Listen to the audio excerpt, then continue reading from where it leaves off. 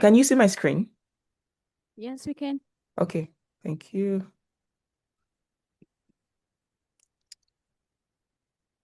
Just want to move this. Okay, thank you again for the privilege to be here today. Without wasting much time. So the topic I wanted to discuss is using YouTube as a tool for building a personal brand. And this talk is particularly for women in STEM, which is or women in technology, in tech or in STEM, which is, I believe, that's the audience that are here for graduate level or even undergraduates. It's going to help women in STEM generally. So before I start, I want to give a brief introduction about myself. My name is Patience Obi. I am a researcher, like was mentioned. I'm currently doing my postdoc at the university in Toronto, in Canada. For my PhD, I did my PhD at the University of Manitoba in Winnipeg, where I studied basically we wanted to see how exercise can be able to prevent cancer. And that was basically the talk or the aim or the goal of my project for my PhD. And currently, so I moved from Manitoba to Ontario or Toronto, particularly where I'm currently doing my PhD, sorry, my postdoc. So for those that don't know what postdoc is, it's basically what you do after your PhD. If you want to continue in academia, if you want to be a researcher, you want to be a professor, it's like a bridge between your PhD and then going further, into academia or even industry as well. It doesn't have to be academia alone. So it's that basically kind of making you very, very good in your field, if that is. So I'm very passionate about research. I love science. I've always loved science. So I'm really happy to be giving this talk to, women in science because I think the from what I've seen, this is like women in science is lacking. We're lacking women in science or women in STEM, not just science field. So I'm grateful, I'm happy that we have women that are passionate to be in science. Now, what is a personal brand? So I'm going to go straight into my talk. Now, a personal brand is basically how people perceive you professionally. Now, when people basically go online and search your name, what do they see? What are the things that come up? That's your personal brand. And basically, it's your expertise. It has to do with your expertise, your value, and your voice. So you have to be very, very passionate or very conscious about what you want your personal brand to be. Because whether you like it or not, your personal brand, it exists whether you build it or not. Basically, when people see you or look at you or hear your name, what do they see? So why not just build your personal brand in a way you would like it to be, right? So it's very important. This word personal branding, you might have heard it many times, but it's very important. What do you want people to know you for? That's basically what a personal brand is. Now, why is personal branding or why does personal branding matter in science, in STEM? Now, the STEM field is crowded, right? We hear STEM, STEM, STEM, STEM, but visibility is uneven. So it's crowded, but if you want to be seen in STEM, you have to have a personal brand, basically, right? So basically, you want to stand out in the crowded field of STEM. You want to stand out. That's why it matters. That's why personal branding matters. And talent alone is not enough. Yeah, you might be very good at many things.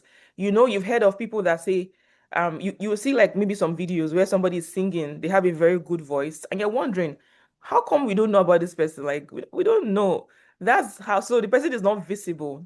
We don't know the person is hidden. And that's why personal branding matters because it makes you visible because talent alone is not enough. You might be very talented, and even most of the people out there right now that have the most awards, we have people that are talented than them, but that's to show you that talent is not enough. You have to also work to be seen. You have to build your brand to be seen so we can see your talent. So basically, it just shows that competence is not equal to recognition, basically. Again, just like I said about, having your talent is not enough. So competence is not equal to recognition. So it's important for you to be recognized and to have a personal brand. Now, opportunities often goes to those who are seen, right? If you are not seen, people can't know what you have. So you need to be seen even in STEM field. Now, why women in STEM? Why do women in STEM need visibility, especially? Why do we need visibility? Women, particularly. Now, there's a gender bias in the expertise recognition. You would know that because many times, even if the world has evolved right now, there is more, how would I say, the gender bias is not as bad as it was before. Feminism has come in, and we are grateful for that. There's still gender bias. It's just there. It's there in the world. It's in STEM mostly, in science. So that is why women need visibility, right? If you go to an office, most of the time they want to in a hospital, a female doctor is treated less than a male doctor. Like people want to see male doctors, they just feel like they have more to say, which is wrong, right? So women in STEM need visibility. And there are fewer speaking and leadership opportunities for women. So there's a gender bias. Now, this is why representation matters and it changes narrative. So we need women to come out. We need to hear our voices. We need them. We need women in STEM to be visible because there are women in STEM. Women are very good. We're very talented. We're very, we can be very motivated. Basically, so we need women in STEM to be very visible. We need to see them out there. Now, why YouTube? So why not any other platform? Remember my talk is using YouTube as a tool for personal branding. So you're asking, well, why YouTube? Well, YouTube is the second largest search engine, right? Every time you want to go online and search something, you want to see how do I make fried rice? How do I make whatever common food is in your where you are currently? You check YouTube, right? That's just it. It's the second largest search engine. And long form is equals to depth plus authority, right? So YouTube is very, very important. YouTube is very important, and I will mention more about that. Now, the content lasts for years. You might go on YouTube now, you see content that has been there for 12 years, long time ago. It's still relevant till today. I remember one time I wanted to unclog my drain. It was clogged, and I went to YouTube and I searched how to unclog my drain. And then I saw 12 years ago, somebody had showed us how to pour this and do this, and it works perfectly. So YouTube is very important. The content is taught there and it lasts for years. Now, it helps you to be discoverable beyond your network. So your network is basically people around you currently in the classroom now. That's your network, people that are there. But those are the people that can see you, right? YouTube will help you to go out of your classroom into the world. So someone can watch you from a different country entirely. From Canada, I can see you where you are, right? So it helps you to be discoverable beyond your network. Now, again, YouTube versus other platforms. You might be asking, why YouTube? Why not Instagram? Why not TikTok? Why not Facebook? Other platforms, right? Well, Instagram, it has visibility plus fast consumption. We don't go to Instagram to be watching how to be a good woman, a good STEM scientist. You understand? You go to YouTube for that, but you go to Instagram to just, well, let me just chill. Let me just watch something very like a real, short form content, right?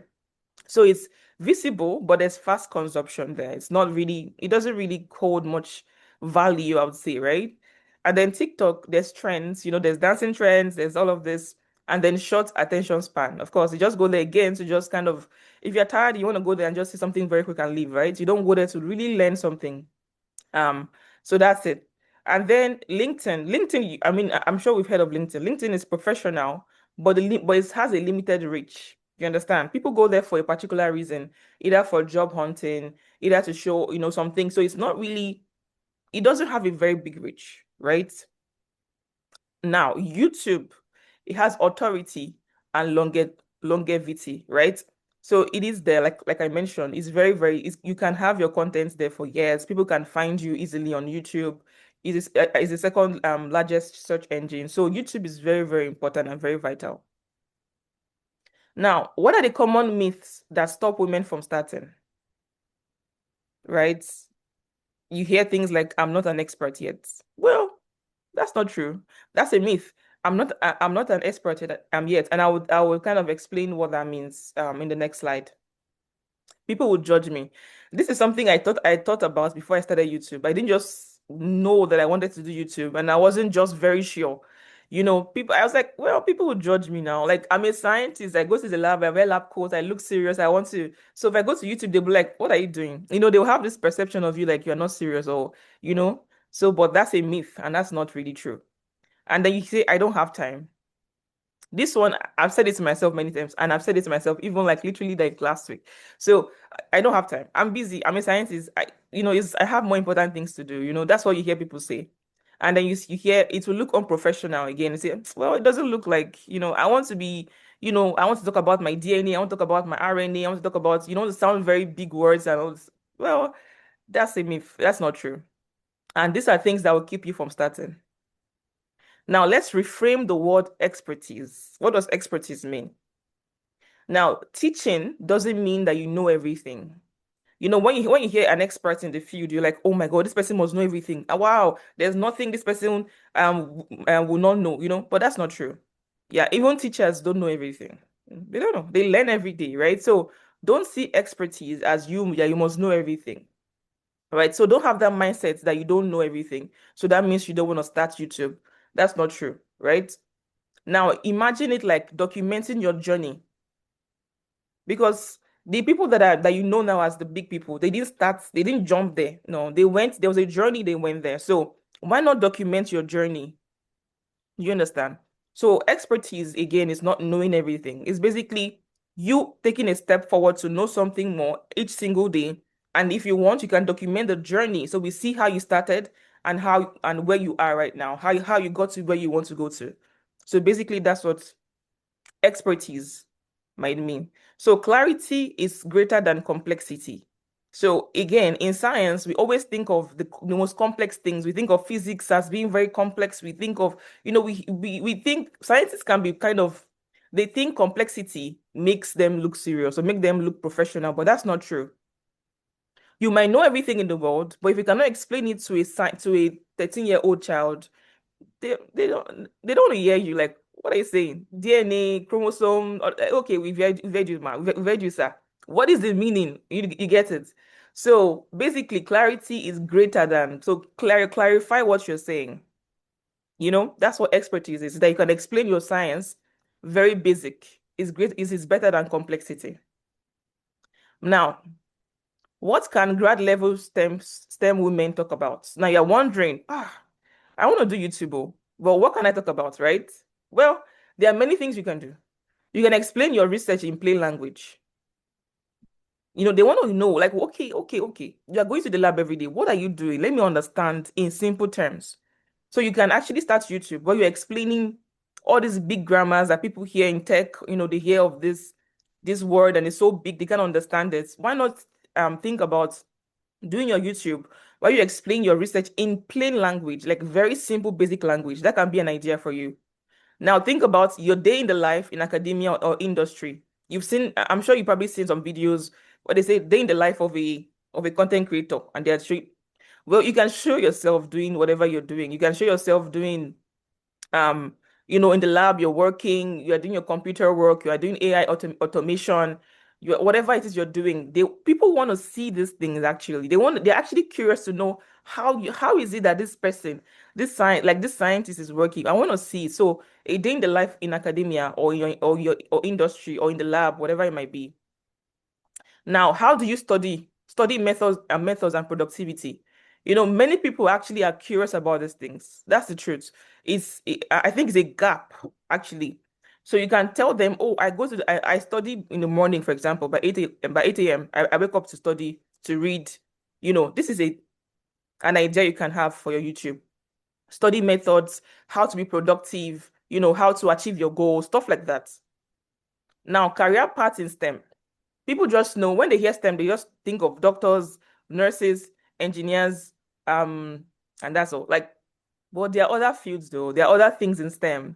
Those people that you see that when you go to the hospital and they are doing your scan, they're collecting your blood samples.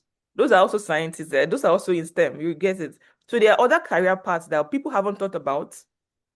They don't think of it because it's not like one of the very, very common one, but they are very important. They pay well as well.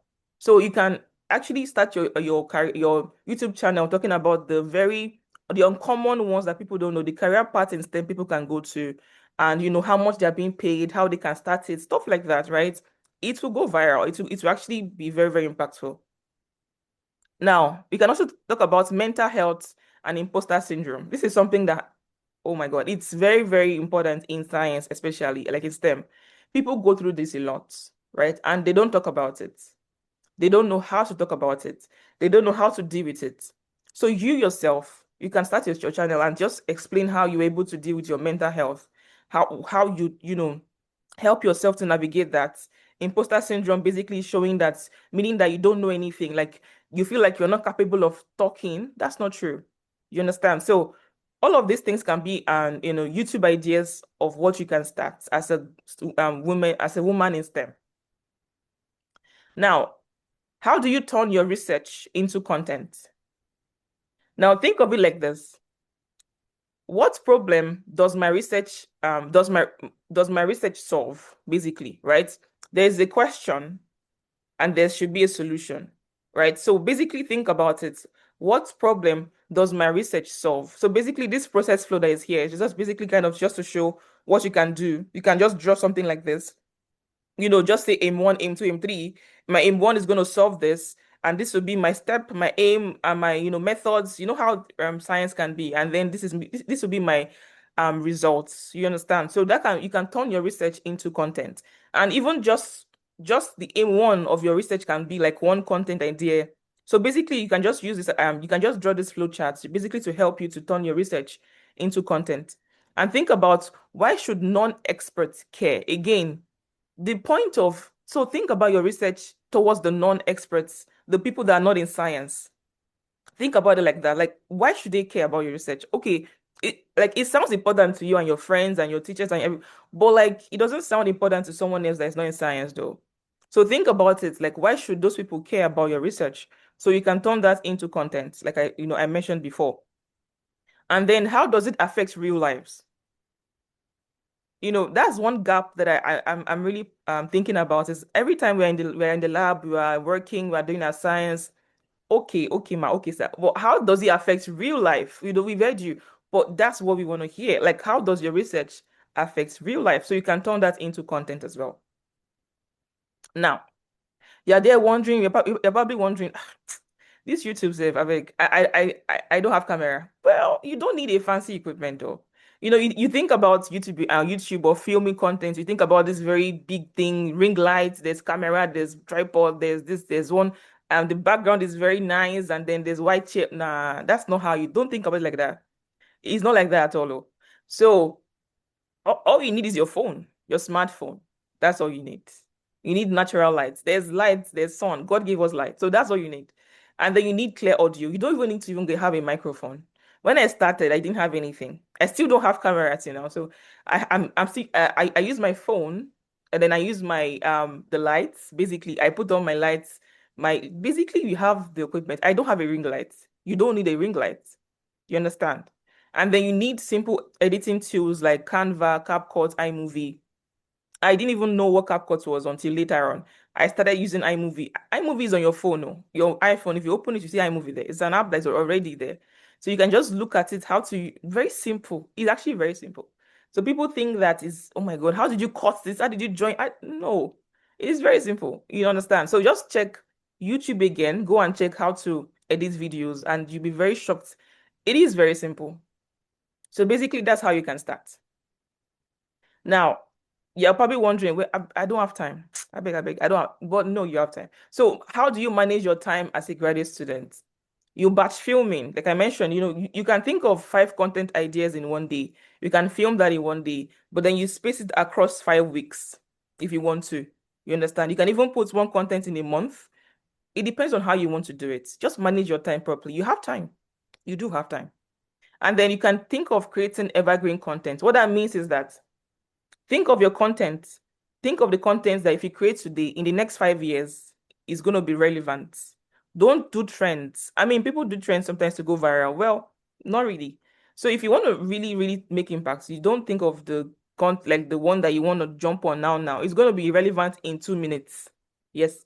But the one that you create, you want it to, every time people go to your channel, in years, it will be relevant in years, right? And then think of realistic schedules. Don't do too much, please.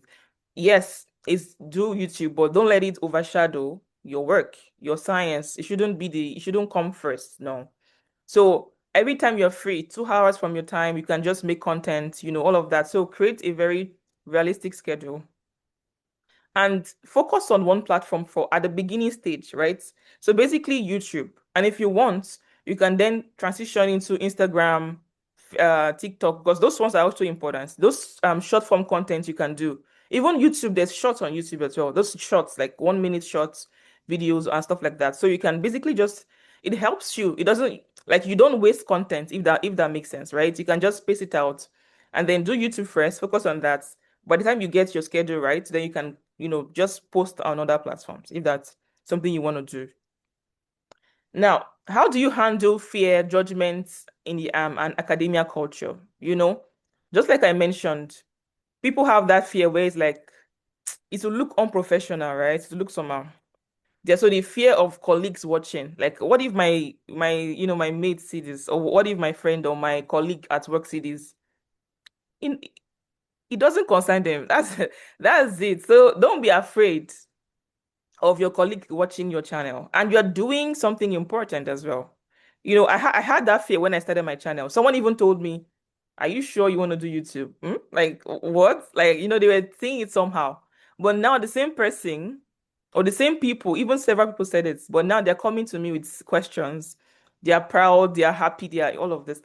You get it. So don't let the fear of your colleagues watching stop you from starting. Don't let the fear of your supervisor opinion stop you as well. Your boss, your supervisor, don't allow the fear of their what they will say stop you. Actually, from me, when I started this job I'm doing currently, my supervisor or my boss saw my YouTube, and then he that was one of the things that was like a positive thing for me to get the job. Do you understand? So he was like, "Oh, I saw your YouTube channel," and I was like, I was hiding. I'm like, "Oh my God, no, no!" But he was proud. Like he was like, "Oh, that's very good. Like you are not only doing science, you're doing YouTube." He was very impressed. So don't let the fear of their opinion stop you. You understand? And then don't let the cultural expectations in academia stop you as well. And but what you need to do is set boundaries. That's it. So you don't show everything. You don't show yourself taking your baths. No, no, like you get it. You don't show yourself doing things like is what you want them to see that they see. You keep some things private, but then you have your control over everything, right? So don't let the fear of judgments stop you from actually starting your channel if you want to start your channel. Now, what are the unexpected benefits of YouTube? YouTube have lots of benefits, right? One of them is confidence. It makes you begin to talk, you're just confident, you're just talking and talking because you're talking to your camera, but remember, you're talking to a bunch of people. It might be just you and your camera, but by the time you upload it, millions of people might see it, right? So you're confident, right? It helps your communication skill as well. You begin to be very confident speaking. Public speaking is very easy for you. So these are like the benefits of doing YouTube. Networking as well. YouTube has opened many doors for me. Actually, it has. So it helps with networking. And then you get opportunities before you ask. People already they want to collaborate with you. Say this is an opportunity I'm getting talking to you guys because of YouTube. So that's it. So you get opportunities before you ask. Now, another benefit is money. So monetization, right? YouTube, you get money from YouTube, actually, right? YouTube gets you get paid on YouTube. However, you have to get to a threshold. You have to reach 4,000 watch hours. But that's not important. To be honest, that is not your goal. I'm guessing that's not your goal, but it's optional. So, but that's also an added benefit is that you get money. If you get to that threshold, you can get paid, and then you are doing what you love, you are doing it passionately, and you're getting paid. So why not just start it now? So it's very good. You have the ad revenue, you can get speaking engagement, you can get invited to give talks, and you'll be paid for them. I mean, I'm sure you've heard of all these YouTubers flying. They flew them out to go and give talk. They pay them well. Oh. They pay them well. They pay those people well, right? So YouTube is actually very good, right? And you can get consulting. People may have watched your channel and they want a one-on-one consulting. They want to talk to you one-on-one, and they pay you for that. I mean, they're paying for your time, right? And then you get digital products as well. You can get ebook, you can sell courses. All of these things are things that, YouTube can help you to achieve. Now, ethics and professionalism, right? Now, in as much as you are talking about your science on YouTube, make sure you're accurate. Don't make a mistake. Don't give them wrong information. You understand? Be very, very accurate because remember that YouTube remembers the content is going to be there. So if you're saying something wrong, you might mislead people. So be very careful that in as much as you're talking about what you're doing, the internet remembers, right? So you have to be professional and make sure what you're saying is very accurate. Avoid misinformation and respect your policies. So if for example you want to film a day in the life in my school, at work, whatever it might be, make sure that you're following the policy of that place. Some places they might say, don't film this section.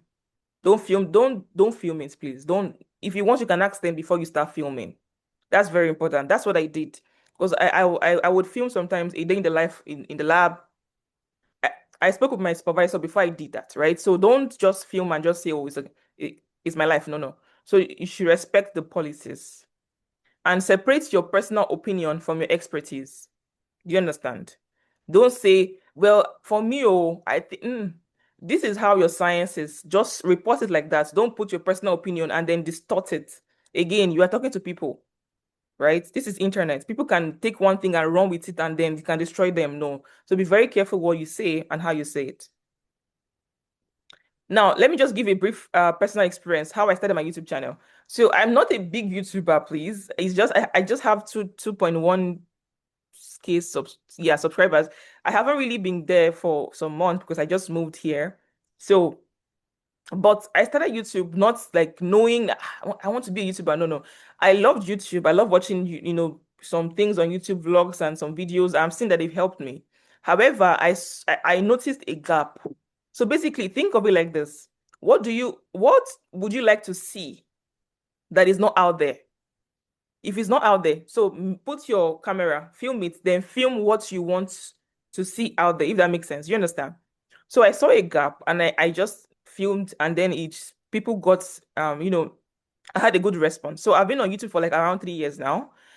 So I haven't really been consistent because of my school and all of that, but I just go and film as I can, right? So you can see that my highest view on YouTube is video is 16K views, which is not it's not so great, but it's okay, right? It's a good view. I didn't expect to actually my videos to do well like this, right? And getting paid at the side is actually not bad as well, right? So this is my and recently I got YouTube does this thing where they kind of send you some things.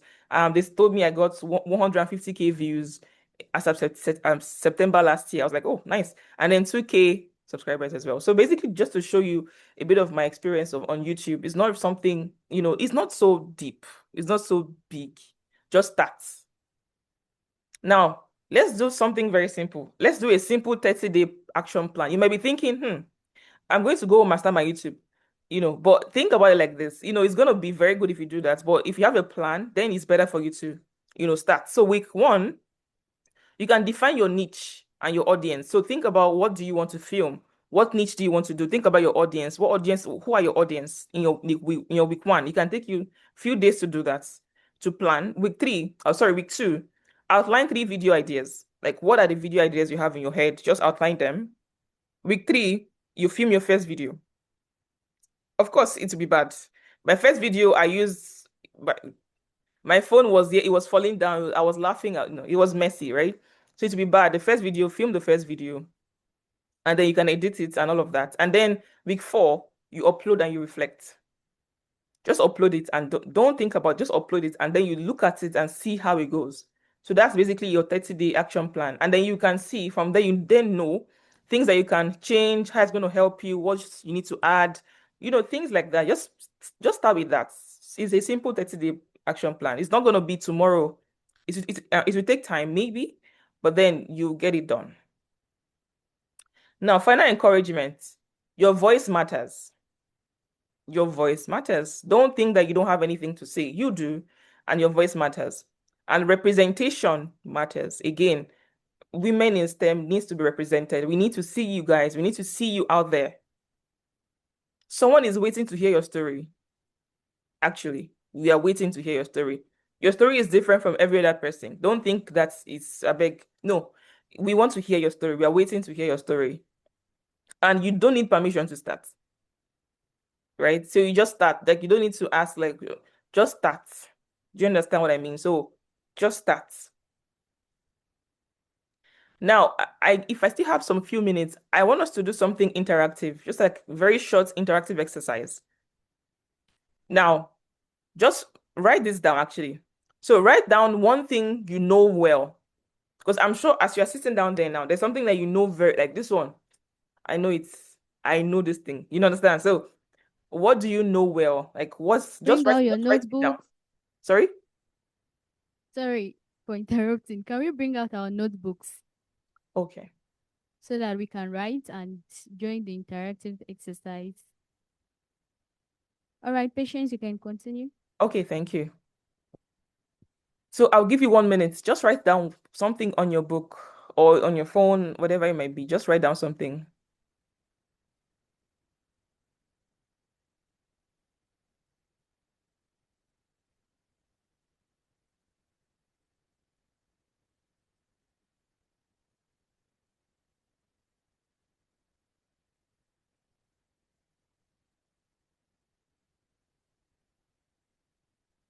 Okay. Are we done?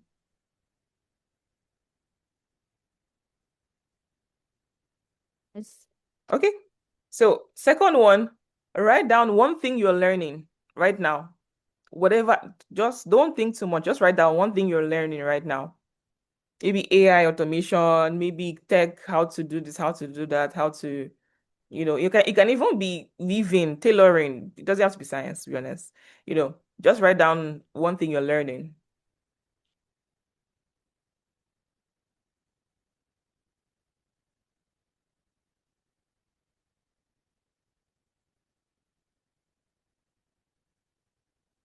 Okay? I think we have that. And then the third one, write down one question people ask you. So what's that question people always ask you? Like, how are you so good at this thing? How do you know? Like, people come to you for that same question because they know that you're probably good at it or something, or they're just curious, right? So write down one question people always ask you.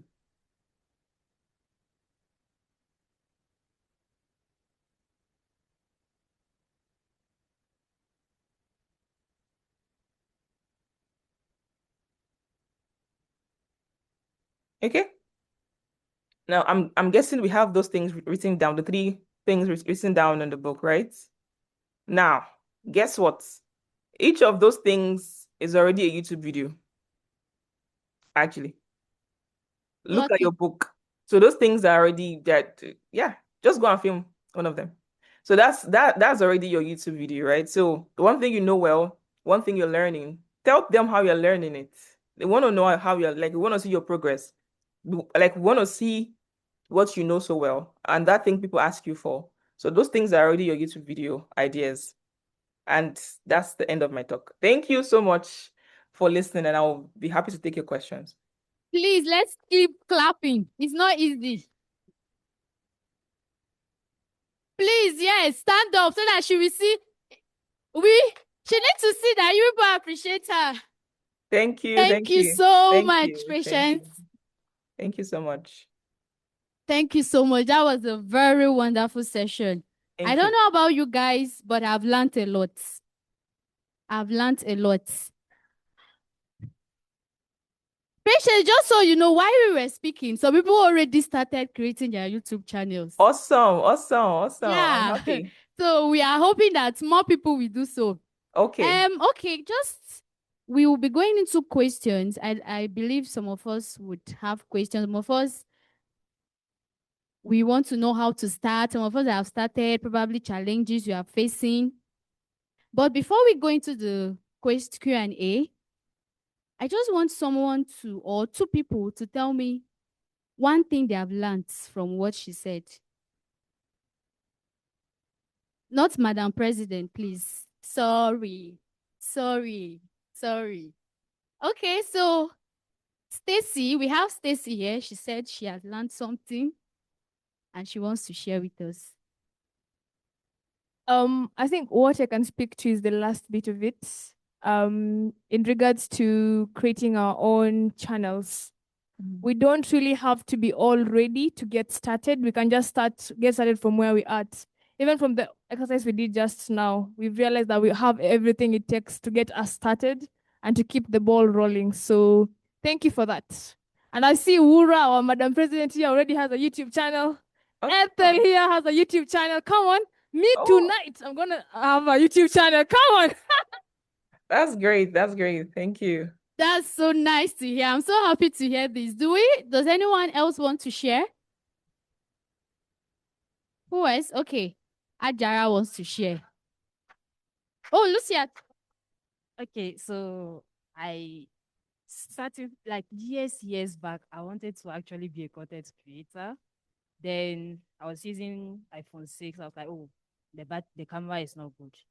Then then I got a better phone, and still I was like, oh, my house is not nice. I won't get a nice background. So all of those things has always been the reasons why I have not started, but I'm sure it's just fear in the background talking. But hearing you today and knowing that I don't actually need a ring light, because it has been one of the reasons why I've been telling myself not to start. I will start, even with my sunlight. If you don't have ring lights, you use sunlight. I love that. Okay. I think Lucia wants to say something. So let me give it to Lucia. Thank you, Patience. One of my biggest take homes is I have time, and that has always been my ideology. When will I shoot? When will I edit? When will I post? When will I push this out there? But then my status alone, I get to have more than 500 views, like just for my status. And I'm like, how will people get to know me and stuff like that? So like it's a push. Like I don't just like I haven't purpose to do it. And from what you say, I'm not busier than you. So thank you. Thank you. I'm really taking that upon myself. Thank you very much. Someone just told me I'll make a good content creator. Yup, yup, I yup. agree. I agree. Okay. We still have more people that want to say something. Okay. We have few minutes. Okay, Aki will be there. So back to me. I have so many opinions today. So I think one thing I forgot is be mindful of what you put out there. Internet never forgets. So anything you attach your brand to, at the end of the day, you as a person, you're a brand. So anything you associate yourself to will always trail you, because again, we are in the digital age where nothing is really forgotten. So beware of that. I had to emphasize that point. Thank you for that. Okay, so Aki. Okay. Thank you, Patience, for your explanation, for sharing your experience as well. And one thing I have a question, to be honest. That's why I'm going to ask you that question. So you said that we need to know the boundary we're going to share to people, because the internet, after all, will be there for the rest of our life. So to what extent do you think we have to share? Because sometimes I see that people share and then the other people share about them. Let's say I have a YouTube video, I share something about myself. People who know me or who think they know me but they don't know me, like they share who I am, kind of thing. So like you'll be exposed, not only you, your family, your friends will be exposed, your stories will be exposed, and some stories will be biased because it's like how the people are going to share it, right? So I think most people are afraid of this, including me. So what is your suggestion on that? And thank you for your presentation, for sharing your experiences. Yes. Thank you All for right. the question. Can I go ahead and answer the question? Yeah, okay. So Oh, Patience, I don't know if you got a question. yes, I did. Actually did. Okay. Yes. Okay, so Yes, and that's a very beautiful question. That's a question that people ask a lot, is that you're putting your personal life out there People, you are putting it out for opinion of people, and people give opinions. I was seeing a video yesterday, and the negative comments under that video. I went to watch the video and I was smiling, and I'm like, how did you think of this negative? People are people are weird sometimes, you know. So you can't really control people's opinion of you. However, what you put out should not be something that there's like, right or wrong. You wouldn't be showing yourself in the bathroom. Do you understand? Taking a shower. Like, do you understand? So things like, so what I mean by boundaries, right, is that you make sure that what you're putting out there is something that you want people to see you as. Remember, personal brand. Your personal brand is very important. What do you want people to see you as? Do you want them to see you as someone that is a good person, someone that is a smart, like intelligent person? I mean, you won't want to maybe pretend or something like that, right? So you want to see yourself as, so what do you want people to see you as, basically, is what you want to put out there.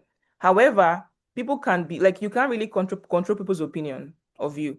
Even in your circle right now, the people that will have a different opinion that you will like. So it's a normal thing, it's how the world is, right? But don't let the fear of people's judgment to stop you. People will judge you no matter what you do. If you come here today and then you give people money, they will say, why did you, what? People will ask you, why did you give that money? Why? Why didn't you give $200? Why didn't you give? That's how people are. If you, okay, let me give $200. Okay, but why are you giving $200? Why are you not giving? They will question you from today till tomorrow. It's a normal thing. So don't let it, don't let the fear of that stop you. However, again, if you don't want them to talk about your family, don't put your family out there. So that's the problem. People, like, you see people arguing, don't talk about my wife, but you put your wife on your video, people will talk about your wife. You understand? So if you don't want them to talk about anything about you, if you want your family to be excluded, don't put your family on your channel. Don't share that at all, right? If you don't mind it, then you can share. So basically, that's what I mean by boundaries. So what you put out there is what people are going to talk about.